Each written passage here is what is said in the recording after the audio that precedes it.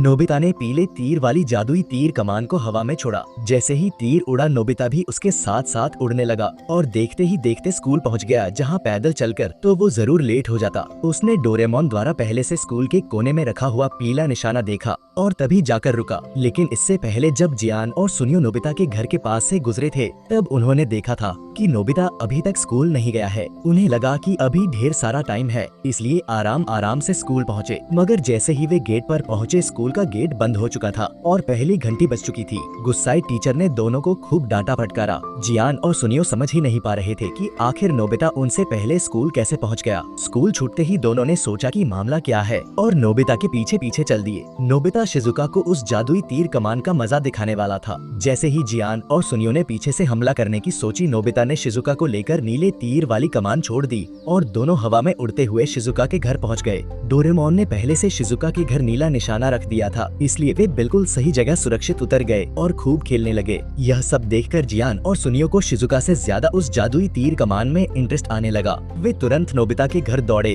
और डोरेमोन से वही कमान मांगने लगे। डोरेमोन तो शुरू में मना करता रहा कि ये जियान और सुनियो के लिए नहीं है, लेकिन दोनों ने पहले से प्लान करके ढेर सारे गर्मा गर्म डोरेमोन के फेवरेट डोरायाकी ले रखे थे। डोरेमोन डोरायाकी देखते ही पिघल गया और पूरी कमान समेत सारी तीर और निशाने की जानकारी दोनों को दे दी। अब सुनियो ने अपनी मम्मी से कह रखा था कि रास्ते में मिले काला निशाना घर ले आना। दोनों ने पहले हरे तीर वाली कमान आजमाने का सोचा। डोरेमोन ने हरा निशाना एक खाली मैदान में रखा था, मगर वहाँ घूमता हुआ एक कुत्ता उस हरे निशाने को उठाकर भाग गया। जियान और सुनियो ने हरा तीर छोड़ा और खुद भी उड़ने लगे। थोड़ी देर बाद पता चला कि वे सीधे नदी की तरफ जा रहे हैं। रोकने की कोशिश की, मगर देर हो चुकी थी। दोनों नदी में धड़ाम से गिरे और बड़ी मुश्किल से किसी तरह किनारे पर चढ़े। हारे नहीं दोनों। अब बारी थी काले तीर की, जो सुनियो के घर जाना था। काला तीर छोड़ा, लेकिन सुनियो की मम्मी ने काला निशाना घर लाकर गरम सूप की देग के नीचे चूल्हे पर रख दिया था। जियान और सुनियो खुशी खुशी घर की तरफ उड़ते आ रहे थे कि अचानक देखा निशाने पर भरी हुई उबलती हुई सूप की देग रखी है। अब चाहकर भी रुक नहीं सकते थे। शुक्र था